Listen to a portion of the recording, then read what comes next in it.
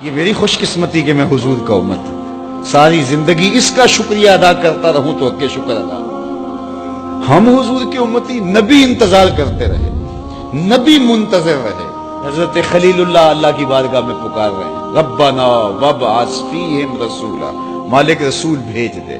کوئی کہتا ہے لیسا بفظ ولا بغلظ، وہ ترشرو نہیں ہوگا، سخت مزاج نہیں ہوگا، ماتھے پہ شکنے لانے والا نہیں ہوگا، وہ پیار بانٹنے والا ہوگا، بس وہ آیا جا رہا ہے۔ حضرت عیسیٰ نے تو نام بھی بتا دیا، مبشرا برسول یاتی من بعد اسمہ احمد، لوگوں میں جا رہا ہوں، چلو نام بھی بتا دیتا ہوں، میرے بعد جو آنے والا اس کا نام احمد ہوگا۔ نبی انتظار کرتے رہے، 12 نبیوں نے انتظار کیا، حضور کی امت میں ہونے کے لیے تمنا کی۔ نستورہ راہب انتظار کرتا رہا، بحیرہ راہب انتظار کرتا رہا۔ شب ہجر کی سختیاں کوئی اس سے جا کے پوچھے، تیری راہ تکتے تکتے جسے صبح ہو گئی۔ زندگیاں گزار دی انہوں نے۔ سلمان فارسی کی کہانی سن لو، مجوسی کے بیٹے تھے، حق کی طلب میں نکلے، باپ نے گھر سے نکال دیا، ایک پادری کے پاس جا کے رکے، زندگی بھر اس کی نوکری کی۔ جب اس کا آخری وقت آیا، اس نے کہا میری تدفین کے بعد غموریا چلے جانا، وہاں کا پادری خدا رسید آیا، تجھے اس سے کچھ مل جائے گا۔ کہتے میں وہاں سے غموریا آ گیا، پھر اس پادری کی ساری زندگی خدمت کی۔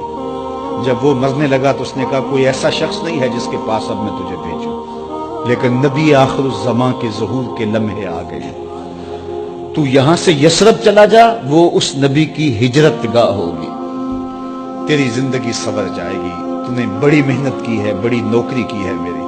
کہتے میں نے اس کو کہا کہیں ایسا نہ ہو میں دھوکہ کھا جو مجھے کوئی نشانی بتا دے۔ اس نے کہا 3 نشانی ہیں، ایک صدقہ نہیں لے گا، دوسرا ہدیہ رد نہیں کرے گا، تیسرا 2 کندھوں کے درمیان مہر نبوت ہو۔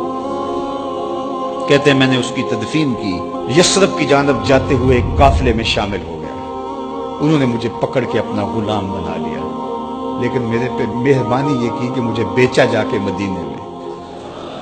ایک یہودی نے مجھے خرید لیا، میں اس کے باغ میں گوڈی کرتا تھا، کام کرتا تھا، کھجوریں توڑتا تھا، لیکن میں انتظار میں تھا کہ کبھی وہ نبی آخر الزمان آئے تو مجھے دید ہو، کبھی عرش پر، کبھی فرش پر، کبھی ان کے در، کبھی در بدر۔ غم عاشقی تیرا شکریہ، میں کہاں کہاں سے گزر گیا۔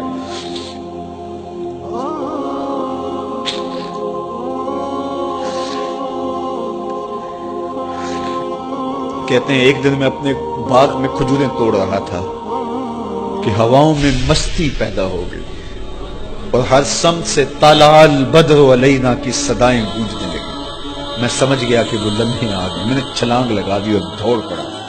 میرے آقا نے سمجھا شاید غلام بھاگ گیا، اس نے دوڑ کے مجھے پکڑ لیا۔ میں نے اس کو کہا کہ میں نوکر تیرا ہی ہوں، لیکن دل نوکر کسی اور کا ہے، میں بھاگوں گا نہیں، مجھے جانے دے۔ میں کچھ کھجوریں لے گیا تھا صدقے کی نیت سے، جا کے حضور کو پیش کی۔ آقا کریم نے فرمایا ہم نبی صدقہ نہیں لیتے۔ کہتے ہیں نشانی ایک پوری ہو گئی، کہتے ہیں کہ میں کچھ دنوں کے بعد اور کھجوریں لے گیا اور میری نیت ہدیہ کی تھی، میں نے پیش کی، حضور نے قبول فرما لی، لیکن میں بھی کہتا تھا تیسری نشانی بھی پوری ہو لے تو پھر مانوں گا، اور وہ کیا تھی؟ 2 کندھوں کے درمیان مہر نبوت۔ کہتے ہیں ایک دن حضور میرے باغ میں آئے اور آقا کریم نے اپنے مبارک کندھے پہ چادر رکھی ہوئی تھی اور چادر کی اوٹ میں مہر نبوت چھپی ہوئی تھی، اور میں پیچھے ہو کے دیکھتا تھا، اور میری آرزو یہ تھی کہ کوئی تیز جھونکا ہوا کا آئے اور چادر ہٹ جائے اور میں مہر نبوت کی زیارت کر لوں۔ حضور میرے ارادہ قلب سے آگاہ ہوئے، فَأَلْقَى إِلَيَّ رِدَاءَهُ، حضور نے چادر اتار کے میری جانب پھینکی اور پھر ایسے رخ کر کے فرمایا انظر الی ما امرت بہ، اس پادری نے جو بتایا تھا دیکھ لے آ کے۔ تو کہا میں نے دیکھا کہ حضور کے دو کے درمیان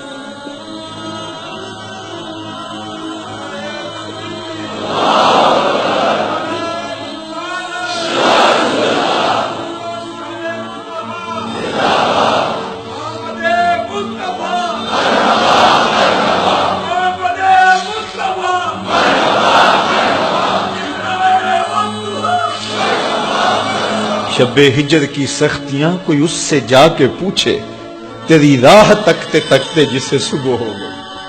ہم نے تو کوئی انتظار نہیں کیا نا، ہم نے تو کوئی دکھ نہیں سہا، ہم سوئے تھے، مقدر جاگ اٹھے، ہمارے والد مسجد سے مولوی صاحب کو بلا لائے، انہوں نے کان میں آ کے کہا مبارک ہو تو حضور کا نوکر بن کے آ رہا۔ میرے والد گرامی ایک شعر جھوم کے پڑھا کرتے تھے، محمد جانے جانا ہے، پیغمبر ہو تو ایسا ہو، رسولوں کی بشارت سے مبشر ہو تو ایسا ہو، امر توقیر کا سب کو موقر ہو تو ایسا ہو، کیا ہم کو غلام ان کا مقدر ہو تو ایسا ہو۔ میں اپنے مقدر پہ قربان نہ جاؤں، آپ اپنے مقدر پہ نثار نہ جائیں، ہمیں وہ نبی ملا جو نبیوں کا نبی ہے۔